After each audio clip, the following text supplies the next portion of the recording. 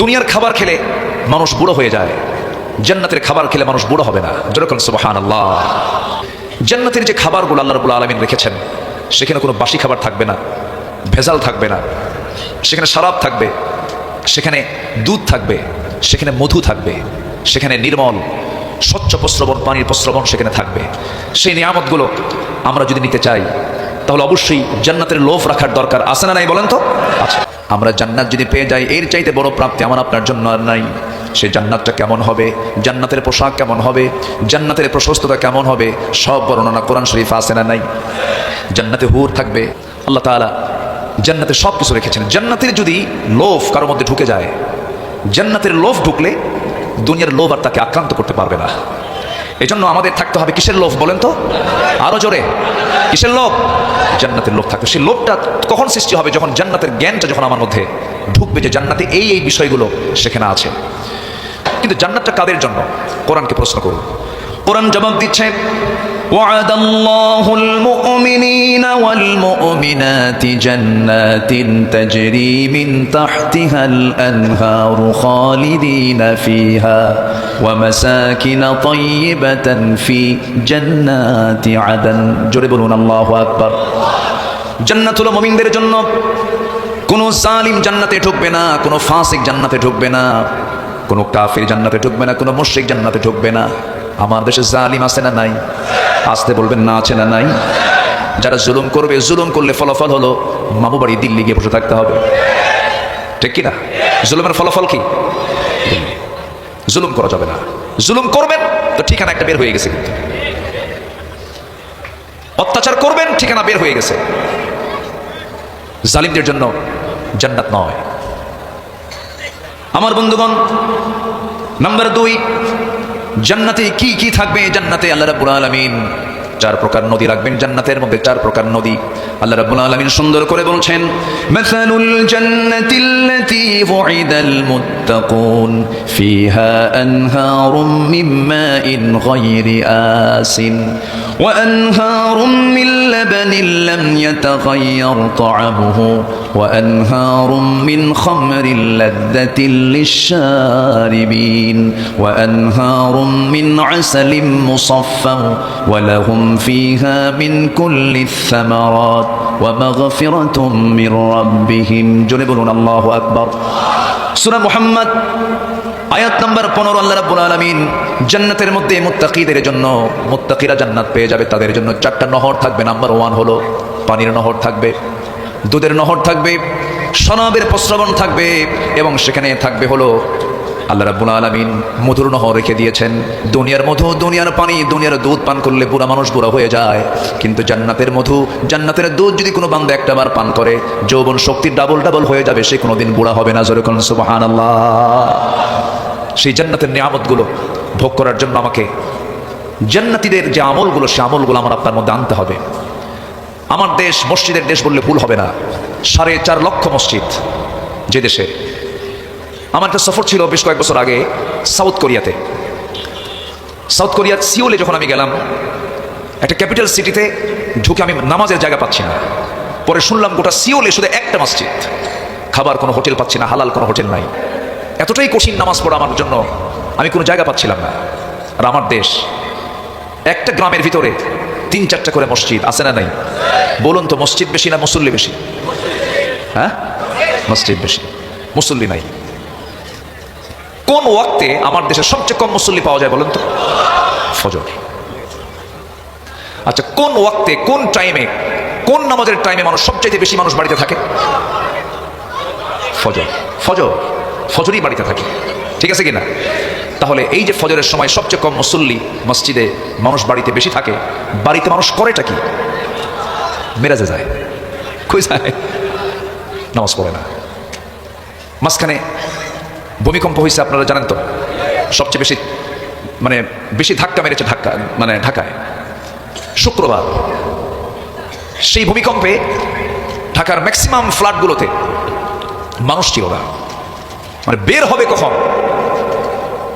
সব যেদিক থেকে পারে সব দৌড় মেরে রাস্তায় গিয়ে দাঁড়ায় আছে। গুলশান, বনানী, বাড়িধারা, ধানমন্ডি, সব ভিআইপি সব বাড়ি থেকে বের হয়ে রাস্তায় দাঁড়ায় আছে। ভিআইপি ফকির, ভিআইপি ফকির। ওয়া আনতুমুল ফুকারাউ ওয়া নাহনু আগনিয়া। এই যে সবগুলো যে এক ধাক্কায় সব রাস্তায় দাঁড়ায় গেল, কার ভয়ে? এই তো রাত 2টা বাজছে কি এমনি? আল্লাহর ভয়ে। কার ভয়ে? মরার ভয়। আচ্ছা, জান্নাতটা পাওয়া যাবে মরার পরে না মরার আগে? বলেন, মরার পরে না মরার আগে? আচ্ছা, আল্লাহর সঙ্গে সাক্ষাৎ হবে মরার আগে না মরার পরে? তাহলে মরার দরকার আছে না? আজ থেকে মরার দরকার আছে না নাই? মরলেই তো জান্নাত পাবো, মরলেই তো আমরা আল্লাহর সঙ্গে সাক্ষাৎ করতে পারবো। মরবে না, সব দৌড় মেরে রাস্তায় দাঁড়ায় গেছে।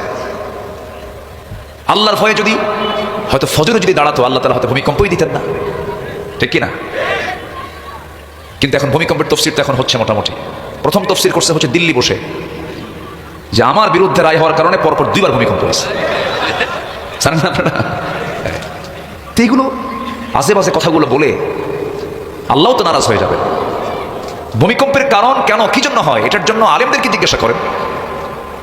কোরআন হাদিসের ব্যাখ্যায় আছে না নাই? আছে না নাই?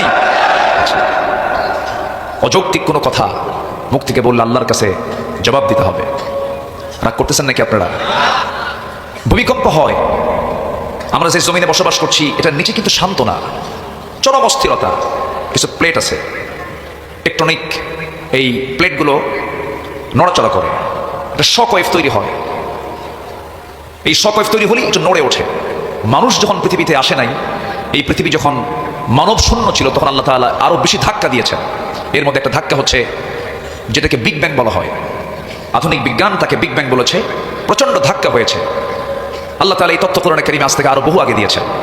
আল্লাহ রাব্বুল আলামিন বলেন, أولم يرى الذين كفروا أن السماوات والأرض كانتا رتقا ففتقناهما وجعلنا من الماء كل شيء حي জোরে বলুন আল্লাহু আকবার। কাফেররা কি দেখে না এই আসমান এবং জমিনকে আমি আল্লাহ রাব্বুল আলামিন একসঙ্গে লাগানো রেখেছিলাম, এরপরে প্রচন্ড একটা ধাক্কা দিয়েছি, ফাফাতাকনাহুমা, এই দুটার মধ্যে একটা ধাক্কা দিয়ে মহাশূন্যের পয়দা করেছি। জোরে বলুন সুবহানাল্লাহ। এই ভূমিকম্প রোধ করার জন্য আল্লাহ রাব্বুল আলামিন পাহাড় দিয়েছেন। সেই পাহাড়গুলোকে আল্লাহ রাব্বুল আলামিন পেরেকের মতো করে দিয়েছেন। ওয়াল জিবালা আওতাদা, আমি আল্লাহ রাব্বুল আলামিন পেরেকের মতো পাহাড়গুলোকে বানায়া দিয়েছি। চট্টগ্রামে পাহাড় বেশি, সিলেট অঞ্চলে পাহাড় বেশি। আবার ভাববো না উত্তরবঙ্গে পাহাড় নাই, পাহাড় সেখানেও আছে, হয়তো আমার দেশের বর্ডারে নাই, আমার দেশের মধ্যে নাই, কিন্তু পঞ্চগড়ের সঙ্গে লাগানো আছে পৃথিবীর সবচেয়ে বড় অহংকারী সেই পাহাড় হিমালয়। এই যে পাহাড়গুলো রেখেছেন কেন? যেন পৃথিবী যেন আন্দোলিত না হয়, পৃথিবী যেন নড়াচড়া না করে, পাহাড়গুলো মাঝে মাঝে দিয়ে দিয়েছেন। এই পাহাড়গুলোর এরিয়াটা আল্লাহ রাব্বুল আলামিন আমরা চোখে যতটুকু দেখতে পাই তার ফাউন্ডেশন হলো 90 ভাগ, আর উপরে দেখতে পাই হলো 10 ভাগ। সুবহানাল্লাহ বলা যাবে না? আমার বন্ধুগণ, আমার ভাইয়েরা, এই যে আযাব গজবগুলো মাঝে মাঝে আসে, ফজরের সময় ঘুমায় থাকে, শুক্রবার নামাজটা হয় না। আমার বন্ধুগণ, আমার ভাইরা, জান্নাত যদি পেতে চায়, জান্নাতে যাওয়ার 1 নম্বর শর্ত হলো আমলওয়ালা ইমানদার হতে হবে। আমলওয়ালা ইমানদার হতে হবে। একটা প্রশ্ন করবো আপনাকে, বলুন তো আমার দেশে নামাজি বেশি না ইমানদার বেশি? হুজুর নামাজ নাই তো ইমান তো আছে। নামাজ না পড়ি কি আছে? এখন বলুন আমার দেশে নামাজি বেশি না ইমানদার বেশি? ইমানদার বেশি। কি ফতোয়া দিয়ে দিল? নামাজ নাই, কি আছে? ইমান আছে, কড়া ইমান। আমার বন্ধুগণ, নামাজ পড়তে হবে, নামাজকে ছেড়ে দেওয়া যাবে না। আজকে 54 বছর অতিক্রম হচ্ছে। এই জাতি 54 বছরে মদের আইন দেখেছে, সুদের আইন দেখেছে, বেশ্যাবৃত্তির লাইসেন্সও দেখেছে, কিন্তু আমার দেশে কত সরকার গেল আসলো, আজ পর্যন্ত কেউ জাতিকে জাহান্নাম থেকে বাঁচানোর জন্য নামাজের আইন কেউ পাশ করতে পারলো না। ঠিক কিনা? ঠিক কিনা? অথচ আল্লাহ রাব্বুল আলামিন বলেন, আল্লাযীনা ইম্মাক্কান্নাহুম ফিল আরদি আকামুস সালাহ ওয়া আতাফুস যাকাতা ওয়া আমারু বিল মা'রুফি ওয়া নাহাউ আনিল মুনকার ওয়া লিল্লাহি আকিবাতুল উমুর। সূরাতুল হজ বাড়ি থেকে 40 নম্বর আয়াত দেখে নেবেন। আব্দুল্লাহর কথা নয়, আব্দুল আমিন তার নিজের বাবার কোনো কথা বলছে না, তার নিজের কোনো কথা বলছে না। সূরা হজের 40 নম্বর আয়াত আল্লাহ বলছেন, আমি যাদেরকে ক্ষমতা দেব তারা 4টা আইন তারা পাশ করবে। আল্লাহ বলছেন, ওয়ালাউ আন্না আহলাল কুরা আমানু ওয়াত্তাকাউ লাফাতাহনা আলাইহিম বারাকাতিম মিনাস সামাই ওয়াল আরদ। জোরে বলুন আল্লাহু আকবার। এই আইনের মধ্যে নামাজের আইনটা কয় নাম্বার বলেন? আসতে বলবেন না, কয় নাম্বার? আবার জাহান্নামে যাওয়ার 1 নম্বর কারণ কি বলেন? নামাজ। আবার সবচেয়ে বেশি শাস্তি দেওয়া হবে জাহান্নামে 1 নম্বর কি বলেন? বেনামাজিকে। সবচেয়ে বেশি শাস্তি কাকে দেওয়া হবে? কোরআনকে প্রশ্ন করুন। কোরআন বলছে ফাখালাফা মিন বা'দিহিম খালফুন আদাউস সালাতা ওয়াত্তাবাউশ শাহাওয়াত ফাসাউফা ইয়ালকাউনা গায়্যা। নামাজ যারা নষ্ট করবে আমি তাদেরকে জাহান্নাম শুধু নয় জাহান্নামের গর্তের মধ্যে আমি তাদেরকে ঢুকায়া ছাড়বো। কত ভয়ঙ্কর শাস্তির কথা! আল্লাহ কত রেগে গিয়েছেন নামাজ না পড়ার কারণে। নামাজের গুরুত্বটা কি? একজন সাহাবীর কথা মনে হয়ে গেল এই মুহূর্তে। সাইয়েদনা ওমর ফারুক রাদিয়াল্লাহু তাআলা আনহু কয় নাম্বার খলিফা ছিলেন? 2 নম্বর খলিফা ছিলেন। সারা জীবন দোয়া করেছেন, আল্লাহুম্মা রযুকনি শাহাদাতান ফি সাবিলিক ওয়াজআল মাউতি ফি বালাদি রাসূলিক। আয় আল্লাহ তাআলা, তোমার কাছে আমি শহীদের মর্যাদা চাই। আল্লাহ তুমি আমাকে শহীদ মওত দান করো এবং তুমি আমাকে এই নবীর শহরে মদিনায় তুমি আমার মৃত্যুটা দিয়ে দিও। এই দোয়া তিনি প্রায় করতেন। কিন্তু যে সময় তিনি এই দোয়া জীবনের শেষ সময় যখন তিনি দোয়াগুলো করতেন সবার কাছে এটা আশ্চর্য মনে হতো, কারণ মদিনায় যুদ্ধ হওয়ার কোনো সম্ভাবনা নাই। মদিনায় যুদ্ধ না হলে তিনি শহীদ হবেন কেমনে? কিন্তু আল্লাহ তাআলার কি ফয়সালা! আল্লাহ রাব্বুল আলামিন সাইয়েদনা ওমর ফারুকের এই দোয়াটা কবুল করলেন। কোন এক ফজরের সময় তিনি মসজিদের দিকে রওনা করলেন নামাজ পড়তে না পড়াতে। বলেন বলেন বলেন, শাসকরা নামাজ পড়বে না পড়াবে? মুসলিম শাসকরা নামাজ পড়বে না পড়াবে? পড়াবে। এটা হচ্ছে মুসলিম শাসকের বৈশিষ্ট্য। সাইয়েদনা ওমর ফারুক রাদিয়াল্লাহু তাআলা আনহু নামাজ পড়ানোর জন্য চলে গেলেন, মসজিদের দিকে রওনা করলেন। মসজিদে গিয়ে পৌঁছে গেলেন, নামাজও শুরু করে দিলেন। প্রথম রাকাতটা খুব মনোযোগ দিয়েছেন, সুন্দর করে পড়লেন। প্রথম রাকাত হয়ে গেল। দ্বিতীয় রাকাতে নামাজ পড়তে নিয়ে রুকুতে যখন গেছেন একাততায় এসে ডান দিক থেকে এক জালিম এসে তার পেটের মধ্যে চাকু ঢুকায়া দিয়েছে। ছুরিকাঘাত করা হলো। তিনি সজাগ হতে হতেই আবার তাকে উপর্যুপরি ধরে তাকে ধরাশয়ী করা হলো। তলপেটে 2টা চাকু দুবার করে ডাবল স্টেপ করা হলো। তলপেটে যখন মারা হলো ভুঁড়ি কিছু অংশ বের হয়ে গেল, জমিনে লুটিয়ে পড়লেন। জমিন রক্তে রঞ্জিত হয়ে গেল। সব মুসল্লি চতুর্দিক থেকে ঘেরাও করে সেই জালিমকে ধরেও ফেললো। কয়েক ঘন্টা সেন্স নাই। সেন্স যখন ফিরে পেলেন তিনি চোখটা খুলিয়ে দেখেন তার সামনে সন্তান আব্দুল্লাহ ইবনে ওমর সামনে বসে বসে কান্দে। মুস্কি মুস্কি হাসি মেরে বলছেন, আব্দুল্লাহ কান্দো কেন? তোমার বাবার তো দোয়া কবুল হয়ে গেছে। তোমার বাবা দুনিয়া থেকে বিদায় নিয়ে নেবে। তোমার বাবার সারা জীবনের দোয়া ছিল শাহাদাত। আমি শহীদের মর্যাদা আজকে পেয়ে যাচ্ছি, কারণ আমাকে যে আঘাত করেছে আঘাতকারী সেই ব্যক্তি কোনো মুসলিম নয়, মুসলিম পরিবারের কেউ নয়, আবু লুলু মাজুসি একজন ইহুদি আমাকে, একজন অগ্নিপূজক আমাকে আঘাত করেছে। আমি নিশ্চিত শহীদের মর্যাদা পেয়ে যাচ্ছি, আমি শহীদ হতে চলছি। আব্দুল্লাহ, মন খারাপ করো না, কেঁদো না, তুমি আমার জন্য পানি আনো। 1 গ্লাস পানি যখন তার সামনে দেওয়া হলো তিনি 1 গ্লাস পানি নিয়ে বলছেন, আব্দুল্লাহ তুমি কিসের পানি এনেছো? কাব্বা আপনার তৃষ্ণা পেয়েছে, আপনি পানি পান করুন। তিনি বলছেন, না রে আব্দুল্লাহ, আমার কলেজায় কোনো তৃষ্ণা নাই, আমার নামাজের তৃষ্ণা, নামাজ আমার এখনো হয় নাই। জোরে বলি সুবহানাল্লাহ। কিসের নামাজ হয় নাই? ফজরের নামাজটা হয় নাই। সালাম ফিরতে পারেন নাই, সেজদা দিতে পারেন নাই, নামাজটা অপূর্ণ ছিল। ও আব্দুল্লাহ, ওযুর পানি এনে দাও। ওযুর পানি যখন এনে দেওয়া হলো ওযু বানালেন, নামাজ পড়বেন দাঁড়ায়া দাঁড়ায়া। ভুঁড়িটা বের হয়ে আছে, বললেন গামছা আনো। গামছা দিয়ে পেটটা বাঁধলেন। গামছা দিয়ে পেটটা বেঁধে নামাজে দাঁড়ালেন, কিন্তু পারলেন না, মাথা চক্কর মেরে পড়ে গেলেন। বসেও পারলেন না, শুয়ে শুয়ে নামাজটা কোনো মতো আদায় করলেন। এরপরে বলছেন, আব্দুল্লাহ কান্দো কেন, কান্নাকাটি করছে কেন? কাব্বা আপনার জন্য ডাক্তার নিয়ে এসেছি। ডাক্তার সামনে বসা। ডাক্তার বলছে, আমিরুল মুমিনিন, সুযোগ দিলে পরে আমি আপনার কিছু সেবা করতাম, কিছু চিকিৎসা দিতাম, কি করবেন বলুন? ডাক্তার বলছে, আমি আপনার জন্য দুধ এনেছি, দুধটা পান করুন। উটনির দুধ তার হাতে দেওয়া হলো। উটনির দুধটা তিনি পান করা শুরু করলেন। গোটা গ্লাসের দুধ তিনি পান করলেন, কিন্তু পেটের মধ্যে গেল, স্টমাকে গেল, কিন্তু থাকলো না। নারী তো ফুটো হয়ে গেছে, দুধগুলো সব পেট দিয়ে বের হয়ে গেল। সঙ্গে সঙ্গে ডাক্তার জিহবায় কামড় মেরে বলছেন, আরে আমরা আমাদের খলিফাতুল মুসলিমিনকে হারাতে যাচ্ছি, তিনি আর বাঁচবেন না। এই কথা শোনা মাত্র ওমর ফারুক মুস্কি হাসি মেরে বলছে, ডাক্তার বাঁচাবা কেমনে? কারণ আমার রব আমার নাকের মধ্যে জান্নাতের ঘ্রাণ ঢুকাইয়া দিয়েছে। আমি দুনিয়া থেকে বিদায় নেব, আমি আর বাঁচবো না। ডাক্তার তুমি এখন চলে যেতে পারো। ডাক্তারে চলে যাচ্ছেন, এমন সময় ওমর ফারুক দেন পিছন দিক থেকে ডাক দিয়ে বলছে, ডাক্তার এদিকে আসো। তোমার পাজামার কাপড় কেন গিরার নিচে? পাজামার কাপড় গিরার নিচে পড়লে পরে লা ইয়ানজুরুল্লাহু ইয়াওমাল কিয়ামা, আল্লাহ রাব্বুল আলামিন কিয়ামতের দিন ওই বান্দার দিকে নজরই দিবেন না। পাজামার কাপড়টা তুলে ফেলো। চিন্তা করুন, মৃত্যুর পূর্বে তার দাওয়াতি কার্যক্রম 1 সেকেন্ডের জন্য বন্ধ ছিল না। এরপরে বললেন, আব্দুল্লাহ আমার মনে হয় জীবনের সুমহান একজন খলিফাতুল মুসলিমিনের মতো মানুষ আমার কাছে একটা জায়গা চাচ্ছেন, আমি আমার কবরের জায়গাটুকুন ওমর ফারুককে দান করে দিলাম। জোরে কোন সুবহানাল্লাহ। আমার ভাইরা, আমার বন্ধুগণ, জান্নাত পাওয়ার জন্য জান্নাতের এই কাজগুলো আমাকে আপনাকে করতে হবে, নামাজ কখনো ছেড়ে দেওয়া যাবে না, এমন সিদ্ধান্ত কি নেওয়া যায়? আড়াইবাড়ি দরবার শরীফের এই বিশাল বড় ঐতিহ্যবাহী 87 বছর 87 বছর বয়সের এই বিশাল বড় বরকতময় মাহফিলে এমন সিদ্ধান্ত কি নেওয়া যায় যারা এসেছি জীবনে আজকের থেকে কখনো 5 ওয়াক্ত নামাজ কেউ ছেড়ে দেব না? সবাই কি রাজি আছেন নাকি? একটু আল্লাহকে সাক্ষী রেখে আকাশের দিকে হাতটা তুলে একটু দেখান তো, জোরে বলুন ইয়া আল্লাহ ইয়া রহমান, আমাদেরকে 5 ওয়াক্ত সালাত আদায় করার তৌফিক তুমি আল্লাহ দিয়ে দাও। জোরে বলি আমিন, আরো জোরে আমিন, আরো জোরে আমিন। কষ্ট দিয়ে ফেললাম মনে হয়।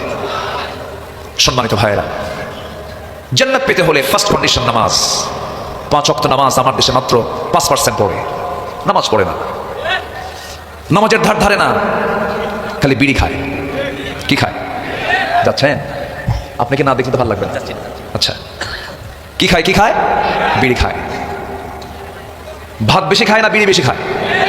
বিড়ি বেশি খায়। এত বিড়ি খায়। বিড়ি যে তামাক থেকে হয়, এই তামাকের গাছ আপনারা দেখেছেন কিনা জানি না। তামাকের আবাদ এখন সবচেয়ে বেশি হয় এখন গ্রেটার রংপুর, কুষ্টিয়া, মেহেরপুর, এদিকে চট্টগ্রাম অঞ্চলের ওই কি বলে কক্সবাজারের রামুখিয়া, ওইদিকে এই তামাকের আবাদগুলো হয়। তামাকের গাছ দেখতে এত সজীব পাতা, খুব তরুতাজা পাতা, বড় বড় পাতা। তো আমি একদিন এরকম বিশাল বড় এক তামাকের মাঠ দেখে, আবাদ দেখে এক চাষিকে বললাম, ভাই এই যে এই সবুজ সবুজ পাতাগুলো, এগুলো বেড়া দেয় না? ছাগল গরু তো খেয়ে ফেলতে পারে। মুস্কি হাসি মেরে কয়, হুজুর কুত্তাও খায় না। কি কথা কি বুঝতেছে? তো বললাম তাই।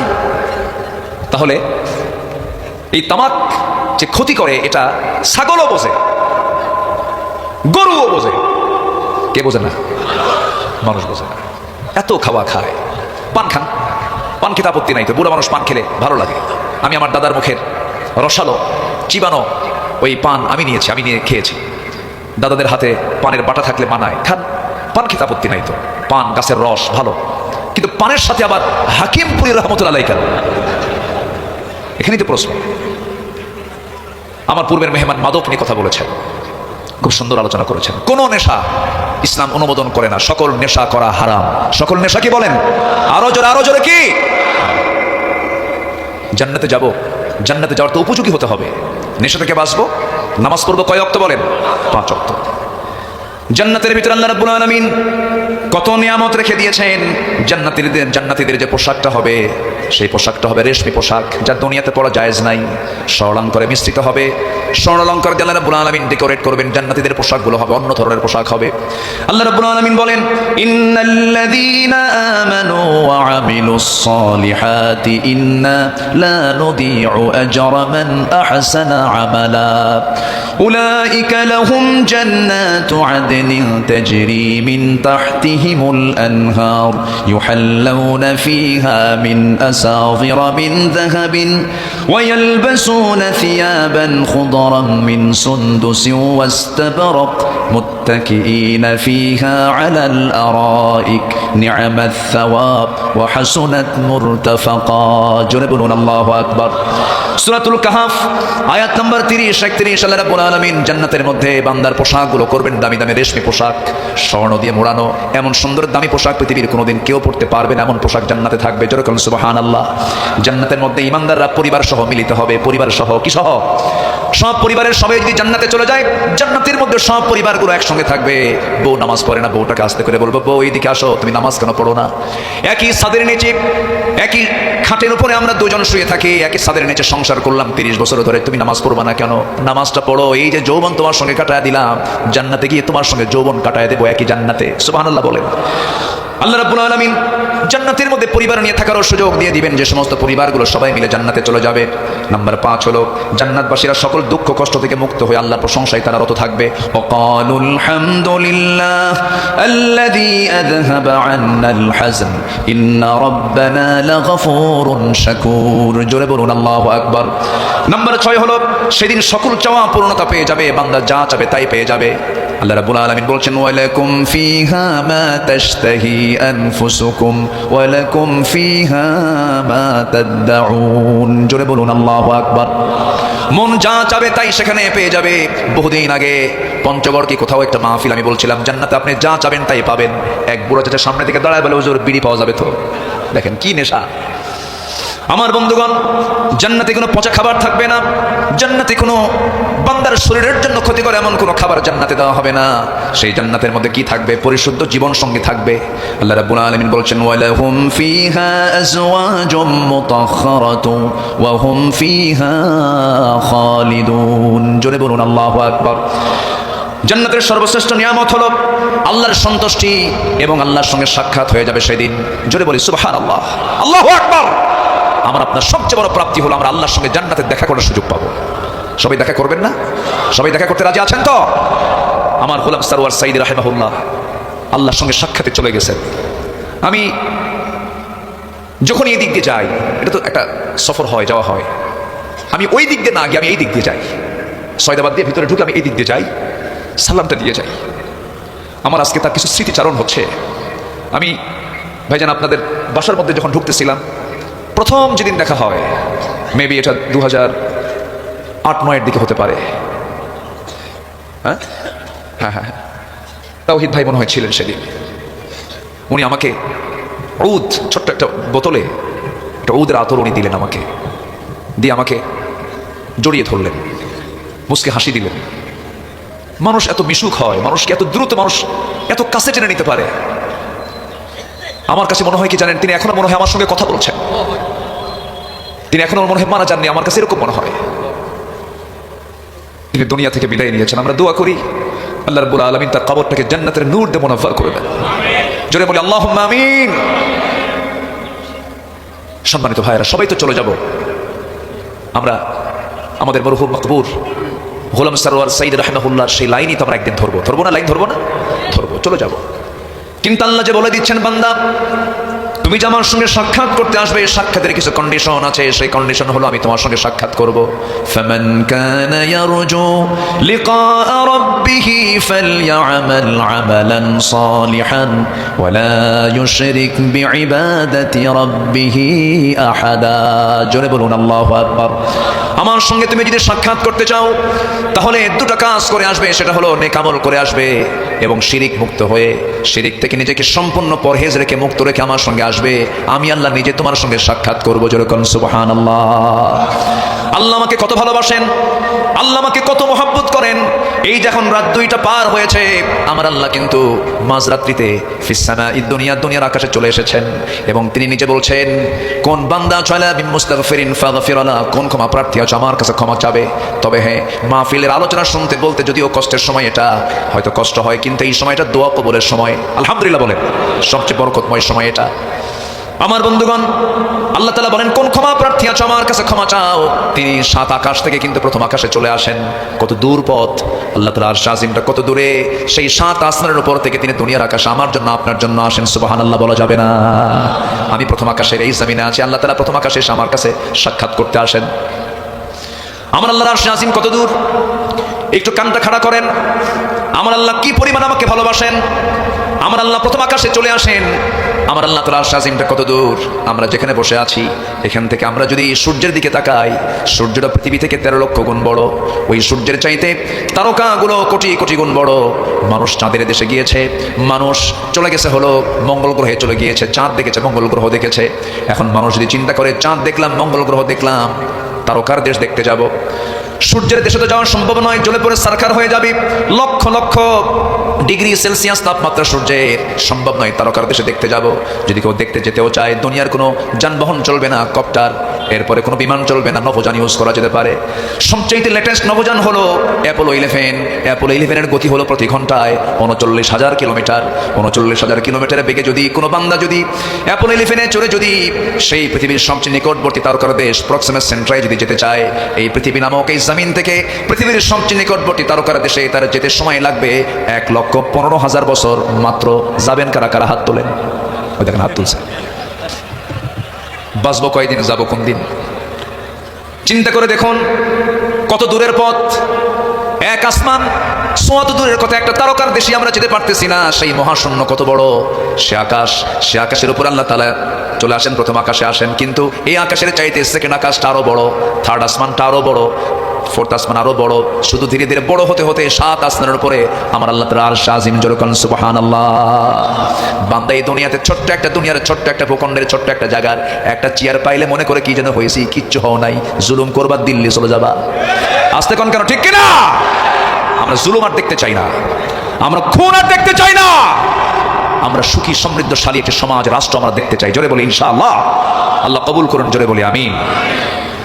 সম্মানিত ভাইয়েরা, জান্নাতের চ্যাপ্টারটা হালকা করে একটু বলার চেষ্টা করলো। এখন জাহান্নাম, জাহান্নামের ভয় নিয়ে আসার দরকার আছে না নাই বলেন তো?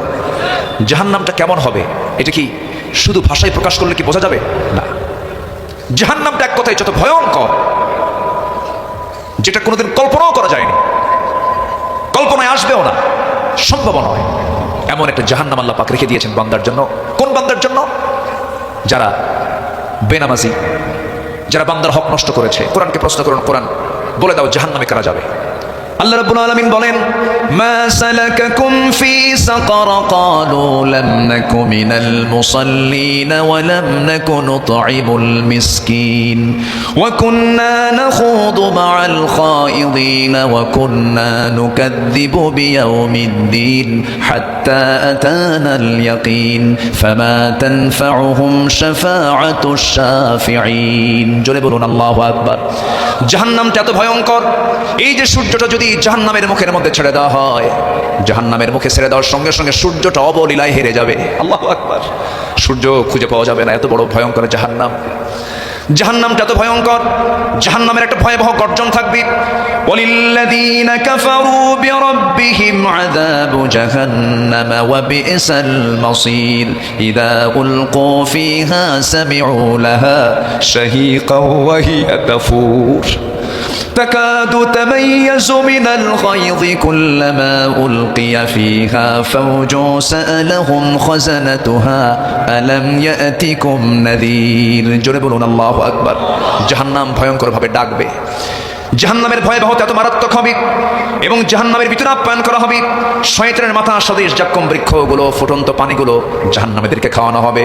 আযালিকা খায়রুন নুজুলাম আম শাজারাতুস সাক্কুম ইন্না জাআলনাহা ফিতনাতাল লিয-যালিমিন। জোরে বলুন আল্লাহু আকবার। ক্ষত নিশ্চিত পুঁজ হবে খাদ্য, যেখানে ক্ষত হয়ে পুঁজ হয়ে যায় সেই পুঁজগুলো জাহান্নামীদের খাবার হয়ে যাবে। আল্লাহ রাব্বুল আলামিন বলেন, ফালাইসা লাহুল ইয়াওমা হাহুনা হামিম ওয়ালা তাআমুন ইল্লা মিন গিসলিন লা ইয়াকুলুহু ইল্লাল খাতিউন। জোরে বলুন আল্লাহু আকবার। জাহান্নামটা এত ভয়ঙ্কর হবে, জাহান্নামের যে ফেরেশতাগুলো হবে চোখেও দেখবে না, কানেও শুনবে না, বোবা টাইপের হবে, চোখে দেখলে মায়া হবে, কানে শুনলে পরে দয়া মায়া হবে। আল্লাহ পাক জাহান্নামের যে ফেরেশতাগুলো রাখবেন, তারা যে ওই জাহান্নামীদের যে শাস্তিগুলো দেবে, তারা চিৎকার করবে, সেই চিৎকারের আওয়াজ তাদের কানে যাবে না, এবং তাদের প্রতি যে শাস্তিগুলো দেওয়া হবে সেই শাস্তির দৃশ্য তাদের চোখে আসবে না। শুধু শাস্তির উপরে শাস্তি হবে, কোনোদিন শাস্তি চুল পরিমাণ কমানো হবে না। এই পানীয় জালিমদের মুখমণ্ডল দগ্ধ করে দেবে, ফুটন্ত পানি খাওয়ার সঙ্গে সঙ্গে তাদের মুখটা সম্পূর্ণ দগ্ধ হয়ে যাবে, টকবগে হয়ে যাবে, লাল আকার ধারণ করবি। নাম্বার 5 হলো আগুনের পোশাক দিয়ে চামড়া দগ্ধ করা হবে, লৌহ নির্মিত হাতুড়ি দিয়ে শাস্তি দেওয়া হবে, নাউজুবিল্লাহ। আবার চামড়াগুলো যখন পড়ে যাবে, আবার চামড়াগুলো বাদদালনাহুম জুলুদান, আবার এটাকে চেঞ্জ করে নতুন চামড়া দেওয়া হবে যেন শাস্তি ঠিক মতো হয়। আমার বন্ধুগণ, আমরা শুধু সারা জীবন শুনি আমার আল্লাহ রহমান, আমার আল্লাহ রহিম, আমার আল্লাহ গফফার, আমার আল্লাহ গফুর, কিন্তু আমার আল্লাহ যে জব্বার, আমার আল্লাহ যে কাহার, আমার আল্লাহ যে এত কঠিন, তার মতো কঠিন পৃথিবীর আর কেউ হতে পারে না। সেই জন্য আমার বন্ধুগণ, জাহান্নাম থেকে বাঁচার জন্য আমাকে আপনাকে চেষ্টা করতে হবে। সবচাইতে বড় পাশ হলো যে ব্যক্তি ফামান সুহসিহা আনিন নার ওয়া উদখিলাল জান্নাহ, যে ব্যক্তি জাহান্নাম থেকে নিজেকে মুক্ত করে জান্নাত পেয়ে গেল, ফাকাদ ফাস, সে বান্দাটাই হলো বড় সফল। জোরে কোন সুবহানাল্লাহ।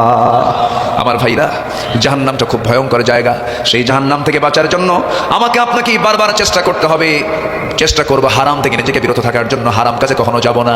জান্নাতে যাওয়ার সহজ একটা সূত্র হলো হারাম কাজগুলোকে মাইনাস করে হালাল কাজগুলোকে নিজের জীবনে ট্রিট করব, জান্নাত সহজ হয়ে যাবে। আমার বন্ধুগণ, জাহান্নামে যাবে আরো আবার কারা?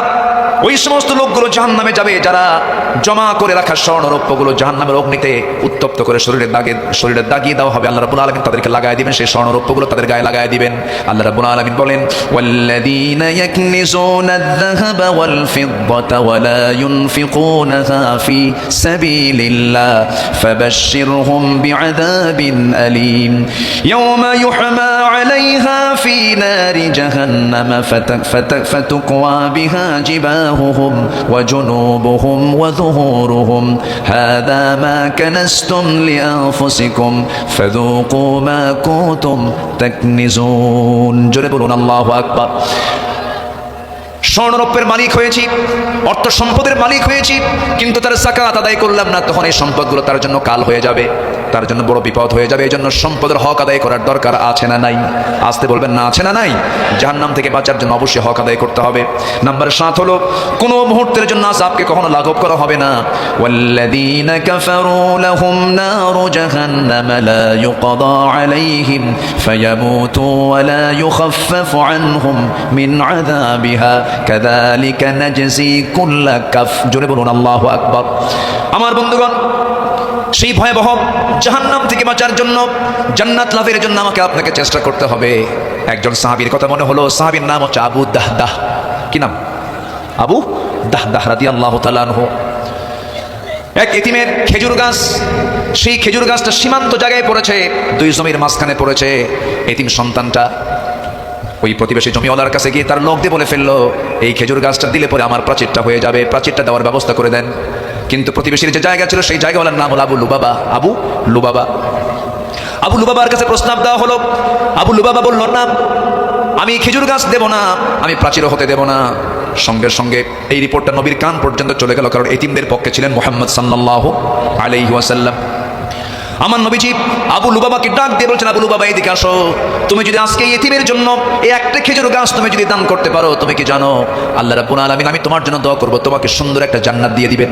যেরকম সুবহানাল্লাহ, তুমি দিয়ে দাও, এতিমকে বিপদে ফেলে দিও না।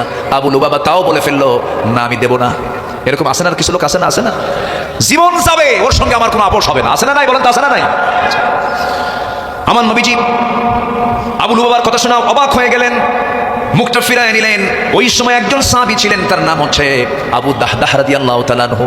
সঙ্গে সঙ্গে এই কথাটা তিনি লুফায়া নিয়ে বলছেন, হুজুর, আবু লুবাবা তো দিল না, কিন্তু আমি যদি সেই ব্যবস্থা করে দিই, আমি কি জান্নাত পাবো নাকি? আল্লাহু আকবার। আমি কি সেই জান্নাতটা পাবো নাকি? হ্যাঁ, তুমিও পাবে, তুমি যদি দিয়ে দিতে পারো। আমার রাসূল সেই জায়গা থেকে চলে গেলেন।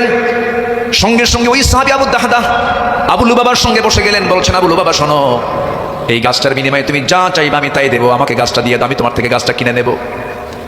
এবার বলছে, না, দেবো না, আমি বেচবো না। তুমি কি চাও?